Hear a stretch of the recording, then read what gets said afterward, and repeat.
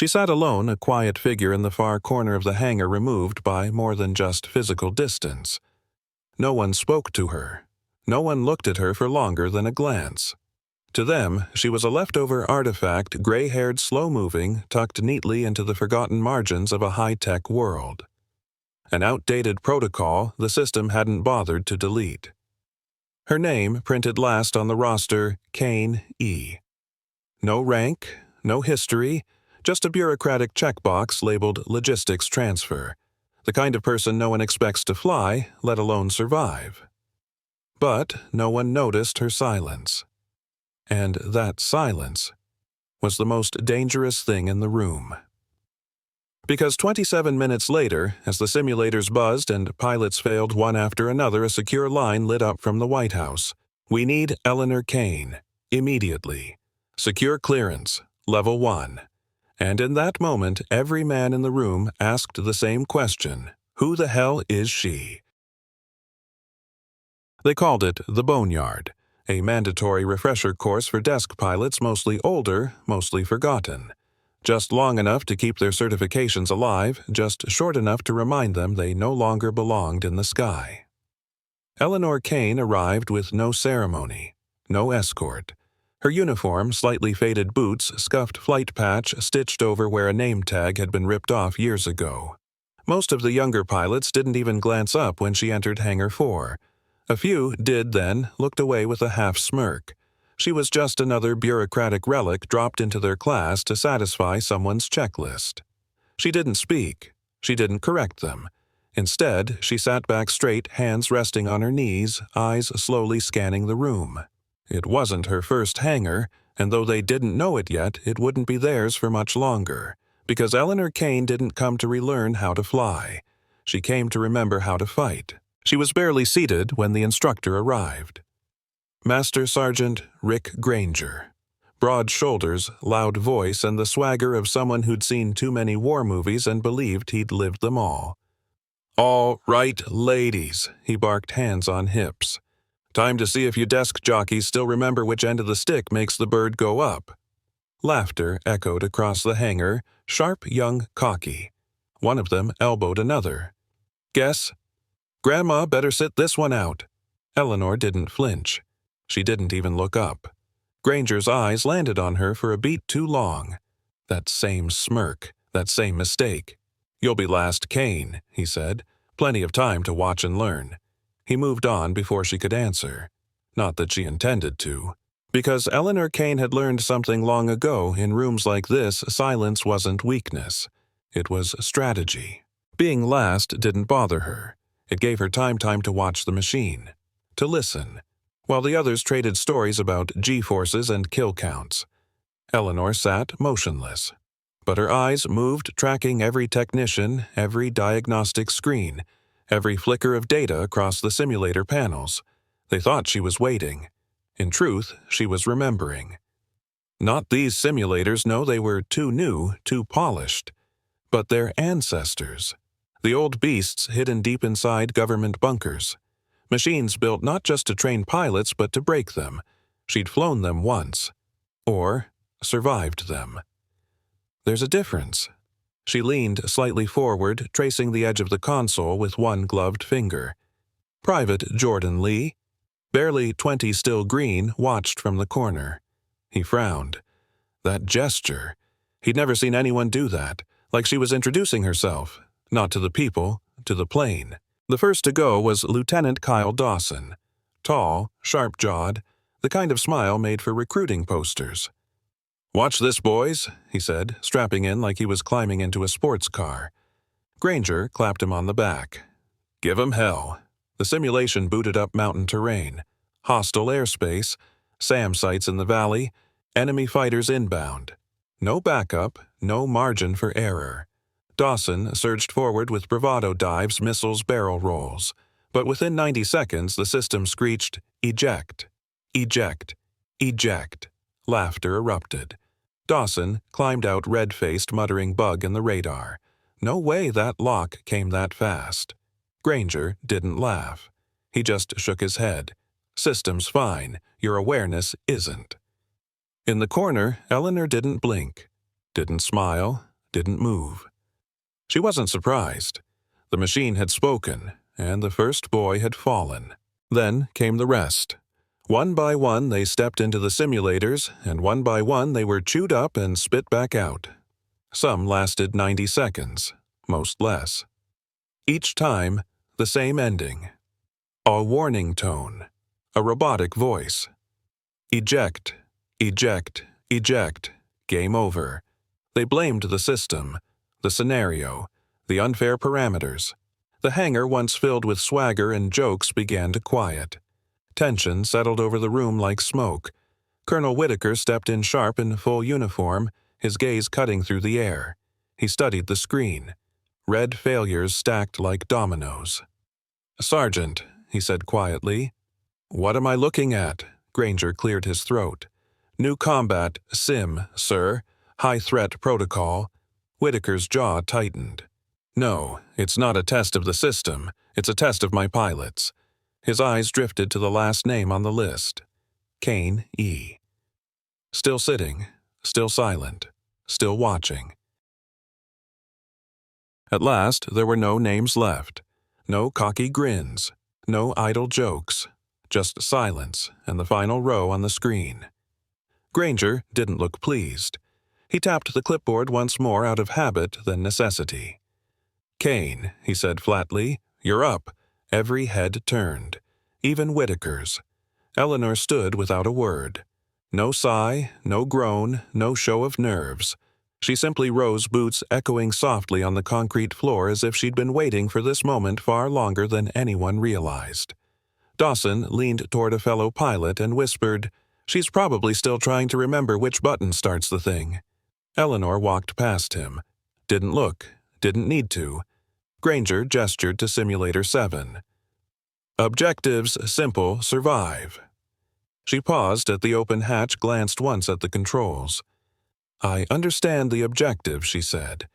Not loud, not soft, just final, and then she stepped inside. The hatch hissed shut behind her. Inside the cockpit, lights blinked to life one by one like old memories waking up. She didn't touch anything at first, just breathed. Her gloved hands rested lightly on the throttle and stick. Then she closed her eyes. Outside, no one spoke. Private Lee watched the monitors frowning. Something was different. A soft alarm blinked briefly on his screen, then vanished. He leaned in. A line of code scrolled across the system log. Ayuth. Level unknown. Pilot Kane E. He tapped the screen. Refreshed. Nothing. The data had cleared itself. Back in the hangar, Granger folded his arms. "Come on, Grandma," he muttered under his breath. But he didn't sound confident anymore. Inside the simulator, Eleanor opened her eyes. Not wide, not startled, just aware. This wasn't new to her. This was home. Before her fingers moved, her breath did. A slow inhale, nostrils flaring just slightly. A pilot's breath, one taken not from nerves, but from memory. Then, gently, deliberately, her hand slid across the console. She traced the seam between panels like someone reacquainting herself with a long-lost friend. Not a checklist, not procedure. It was a greeting. Private Lee noticed again. He leaned toward his supervisor and whispered, "Sir, what is she doing?" The man shrugged, probably stalling, but Lee wasn't so sure. Inside, Eleanor's posture shifted, her spine straightened, chin lifted. A stillness settled over her, not of hesitation but of calibration.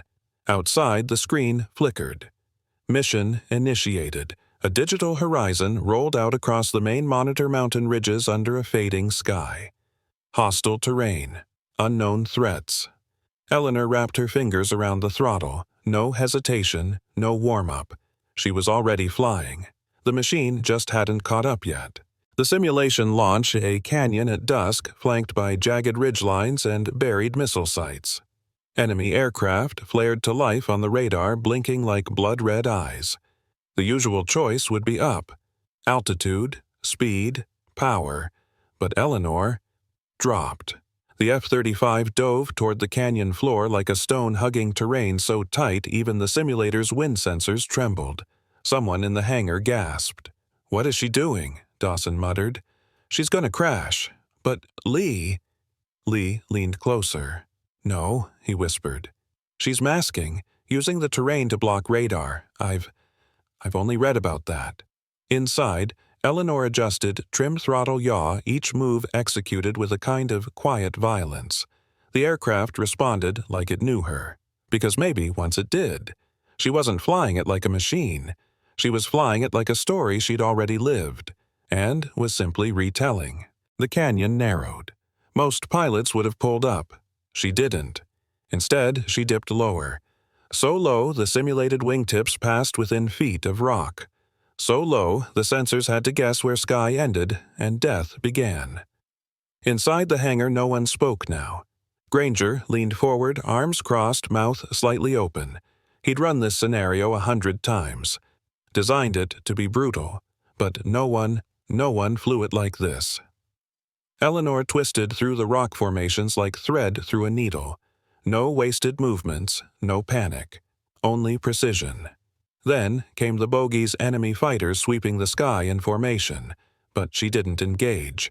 She slipped beneath them, ghost-like hugging the folds of the earth. Private Lee's voice cracked in a whisper. "She's invisible to radar. Even their AI can't lock on. They'd prepared a kill box, but Eleanor Kane wasn't in the box. She never had been. The fighters soared above her, searching, scanning, hunting. But they were looking too high, too fast, too loud. Eleanor was already behind them. She didn't arm missiles, didn't broadcast a lock.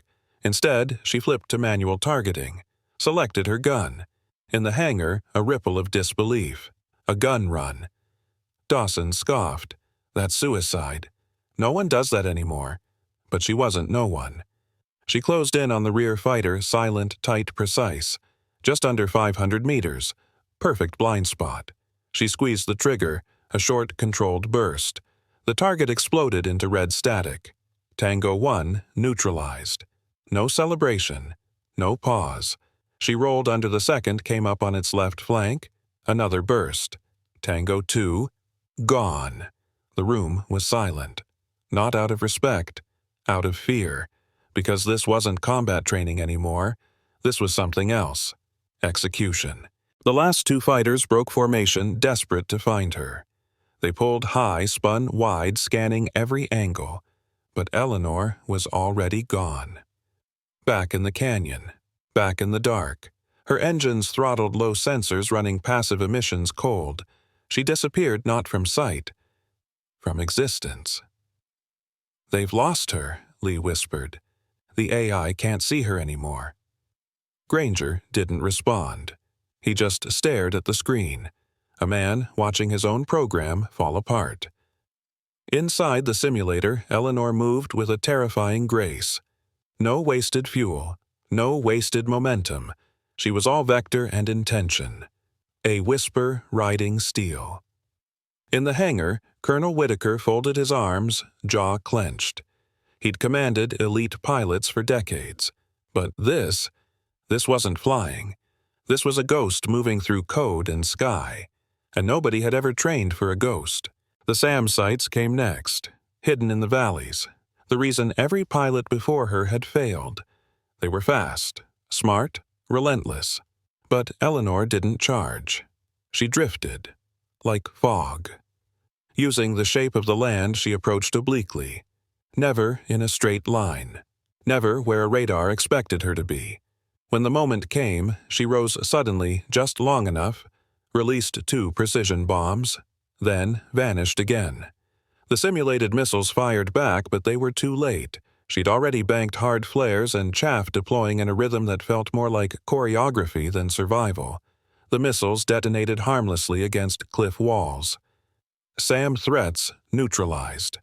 In the hangar, no one breathed. Granger's voice was barely audible. "She's not reacting. She's conducting." Whitaker looked at him, eyes narrowing. "No," he said. "She's remembering." And that was far more dangerous. The screen flashed, mission, score 100%. Aircraft intact, threats, neutralized time, elapsed 0342. A perfect run. Something the engineers had marked as theoretical, unachievable. And yet, there it was. Silence clung to the hangar walls. Granger stepped forward, staring at the data. This isn't possible, he muttered. She didn't just survive. She dismantled the entire scenario. Whitaker said nothing. Private Lee swallowed hard. He looked at Eleanor's name glowing green on the screen like it had always belonged there, like it wrote the simulation itself. Then, the room lights flickered. A low tone hummed from the console. Lee turned frowning. "I thought it was over," he said. Granger's face turned pale. "It is," he said slowly. It was. But the sim didn't end. Something else had just begun. The screen stuttered, then blinked. New targets appeared, 6 of them. Faster, smarter, heavily armed. A second wave. "No," Granger whispered. That's not supposed to trigger unless Whitaker's voice cut in sharp. Unless what? Unless the pilot hits a perfect score." The room shivered in silence. Lieutenant Dawson stepped forward, blinking at the display. "There's no surviving that. It's a checkmate protocol." But inside the simulator, Eleanor didn't flinch, didn't ask questions, didn't even sigh. She simply muttered under her breath, barely picked up by the comms. Still using the Hindu Kush algorithm. Lazy. Lee looked up, startled. What did she say? Granger's face had gone white. "Hindu Kush," he echoed. "That scenario was never public. That was classified. And the woman inside the cockpit was flying through it like she wrote the damn thing." The 6 enemy fighters swept in tight formation, full lock-on protocols. Granger swallowed hard. She can't outfly that.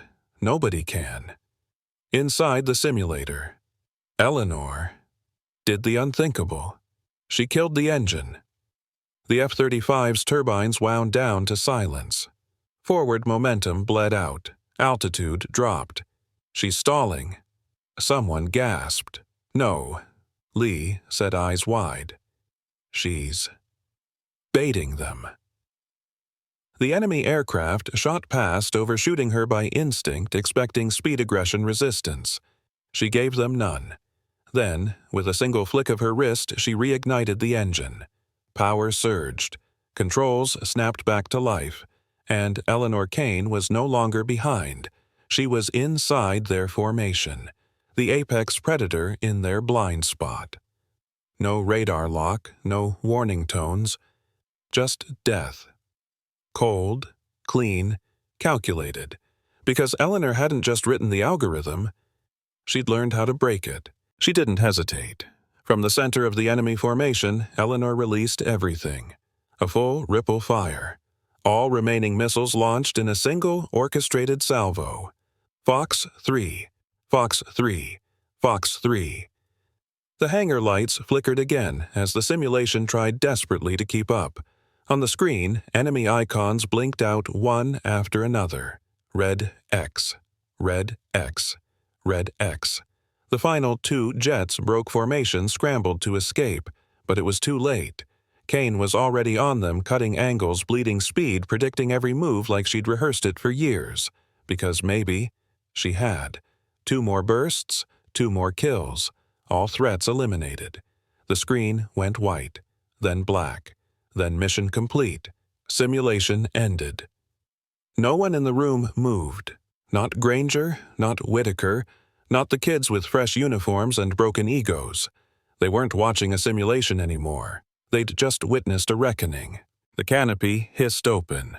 Eleanor Kane stepped out calm, composed. As if she'd just finished a crossword puzzle, not rewritten the physics of modern aerial combat. Her breathing was steady, her face unreadable. In the hangar, not a single word was spoken. Lieutenant Dawson, who once rolled his eyes at her, stared down at his boots. Private Lee stood frozen, like he was afraid even to blink. Granger looked like he'd seen a ghost, because, maybe, he had. Colonel Whitaker was the only one who moved. Slow steps. No command in his posture now, only questions. He approached her carefully like a man nearing the edge of something he couldn't name.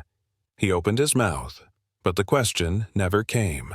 Because before he could speak, a uniformed aide burst into the hangar, breathless, pale, eyes searching panicked. And when he saw her, he pointed. "It's her," he said. "The call's for her." The aide didn't stutter, didn't blink. He pointed straight at Eleanor. Not at Whitaker, not at Granger, her. "Secure line 1, he said. "White House Situation Room. They're asking for her directly." The words hit the hangar like a detonation. For a full 2 seconds, no one moved. Then Whitaker stepped forward, voice low, strained. "You must be mistaken. That's—" But the aide cut him off. "No mistake, sir. Clearance level was presidential. Name given, Kane, Eleanor." Eleanor didn't look surprised, didn't look flustered. She just nodded once. The same way she had before launching into the simulator. The same way she'd always nodded when someone thought they were in charge. She walked across the hangar, each step quiet but final. Whitaker followed, struggling to keep up. Not with her pace, but with the weight of what he was beginning to understand. Because if the White House was calling her, then nothing about this day was routine anymore. The secure comms console sat in the corner of the hangar, usually reserved for generals. Emergency protocols. War games gone wrong. Eleanor picked up the handset like it belonged to her, not hesitating, not deferring. She turned, slightly offering the room her back. A small act of privacy in a place where privacy didn't exist. Colonel Whitaker stood just close enough to hear, just close enough to realize how little he understood. "Kane, here," she said. Voice level, unhurried. A pause. "Then yes, Mr. President." Whitaker blinked. He wasn't sure what he'd expected, but that wasn't it. Not the words, not the calm, not the bone-deep familiarity in her tone. She wasn't reporting up. She was engaged, as if she'd been here before. As if this wasn't her first war, just the next one on the list. Her voice dropped slightly, not whispering, but lower, sharper, focused. "They've activated a node," she said. "No, sir. Not on this continent." Pause. "Yes, I saw the satellite image. Same grid distortion pattern, only cleaner." Whitaker's jaw tightened. Granger stepped closer, catching fragments. "Satellite," he mouthed. Eleanor listened, then replied flat, without hesitation. "If they're trying to access Ghost Protocol, it's already too late. The system doesn't recognize them." Whitaker froze. Granger looked up sharply. "Ghost. What?" She continued. "The override code is Valkyrie's Dawn. Tell Marcus it's still mine. That name, Marcus. It meant nothing to them, but the weight in her voice meant everything, then softer. No, sir, they won't find the payload. It's shielded, plasma wrapped, quantum keyed. They don't have the math. They don't even know which question to ask. And then, yes, Mr. President, I'll handle it." She hung up the phone with a soft click, the kind of sound that shouldn't echo, but somehow did. Eleanor turned back to the room, eyes calm but not distant. Lit. Whitaker stood frozen, as if afraid any sudden motion might shatter the moment. He opened his mouth to speak, but again no words came, because now there was no rank, no protocol, just a simple, overwhelming truth. They didn't know who they were looking at. She walked forward quiet and deliberate, boots against concrete. Every step a question none of them could answer. As she passed Granger, he finally dared to ask, voice barely audible. "Who the hell are you?" She stopped, looked at him, and for the first time all day she smiled. Just once, then simply said Spectre, and kept walking. The word hung in the air. Spectre. It didn't shout, it didn't echo, but it landed deep, cold, final. Colonel Whitaker stiffened. The name stirred something. Not memory instinct. A whisper from black files. Missions that didn't officially happen. Operatives who didn't officially exist. He'd heard it once, years ago, in a sealed briefing room with more security than light. Only one word on the slide. Spectre. Status, K-I-A. Hindu, Kush. Aerospace, 2009. She wasn't supposed to be alive. Hell, she wasn't supposed to be real. But there she was, flesh, breath, and silence. The recruits around them didn't understand. They only knew they were standing in the presence of something other, not just better, not just more experienced. Something that answered to no one except the president, and war itself. Nobody spoke. They didn't have to. Eleanor stopped near the simulator, the same one they'd all failed in, the one she'd just dismantled like a blueprint she'd drawn herself. She turned slightly, looking at the wall of screens. Then, softly, without performance, she spoke. "This isn't a test. Someone made for me. This is a system I wrote 12 years ago, classified under Joint Protocol Alpha. Ghost Sim Architecture, designed to expose pilot stress fractures under peak cognitive load." She looked at Granger. "You renamed it. That was smart, but the code still remembers me." Granger took a step back as if the ground beneath him had changed. Because it had. Colonel Whitaker said nothing. He simply straightened his uniform, lifted his chin, and nodded. Not as a commander, not as a superior, but as a man acknowledging he had just met his teacher. She was almost to the exit when her sleeve shifted, just slightly. Just enough. Private Jordan Lee saw it first. A tattoo stark against pale skin. Black ink. Minimal. Precise. An osprey in mid-dive wings folded sharp, and beneath it a single teardrop. Solid. Silent. He'd never seen that insignia before, not in any manual, not in any database, but something about it felt older than rank, older than protocol, like a scar left behind on purpose.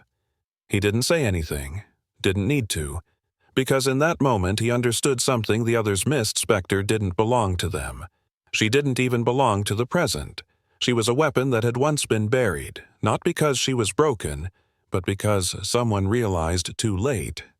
She wasn't built to serve a system. She was built to outlive it. Outside, they heard it before they saw it, the deep, low thrum of rotor blades. Not a base transport, not standard issue. A Pave Hawk, matte black, no markings.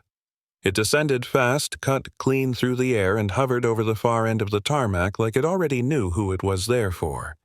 Eleanor Spectre didn't pause. She didn't speak, didn't salute, didn't look back. She just walked toward the dust and noise as if it were home. Granger took a half-step forward like maybe he should say something. But what do you say?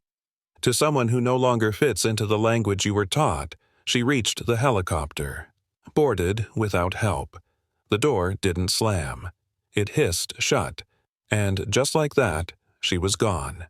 The rotors faded into the sky. Dust settled. Still, no one moved.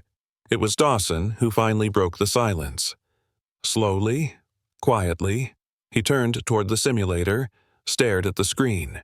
The score still glowing in blood-red clarity. Mission score 100%. He didn't speak to anyone, didn't raise his voice. He just said, almost to himself, "We laughed at her." A pause. He looked down at his hands. Calloused, trained. Young, but not ready, not really. "We thought she didn't belong here." Another pause. This time his voice trembled. "Turns out, we didn't." Lee said nothing. He just kept looking at the hangar door still swinging softly from the wind her chopper left behind. Spectre hadn't taught them how to fly. She'd reminded them why some people never need to prove anything again. Long after the helicopter disappeared into the sky, the hangar remained frozen. But then one screen blinked. Not the simulator, not the roster. The core system. Lines of code flickered unprompted. Private Lee leaned in, frowning. "No one touched that terminal," he said. Granger moved beside him. The screen pulsed once, then displayed a line simple sterile, initiating Phase 2. Authorization Spectre, code Widowmaker. Status active. Lee's mouth went dry. "What's Widowmaker?" he asked. No one answered, because no one knew, and Whitaker, he didn't ask. He simply stood there, eyes locked on the terminal, a haunted look spreading across his face. He had a feeling, deep down. This wasn't a leftover protocol, wasn't a glitch. It was an awakening. And whatever Spectre had just reactivated, it wasn't built to simulate anything. The hangar never returned to normal. No debrief, no laughter, no good job, kid. Just silence, heavy, lingering, deserved. Dawson stayed behind longer than the others. He stared at the simulator she'd flown, now idle and dark. And then he said it. They called her useless. A pause. No mockery, no regret. Just truth. They thought she was a mistake. He turned, looked at Lee. Eyes no longer full of pride. Just understanding. But she wasn't a mistake. We were. Outside, the sun was setting, and somewhere far beyond that sky, Spectre was already on the move again. Not for medals, not for applause, but because some missions don't end. They just go quiet, until the world remembers it still needs people like her, and maybe, just maybe, you know someone like that too. If you do, don't scroll past. Comment. I've seen a Spectre.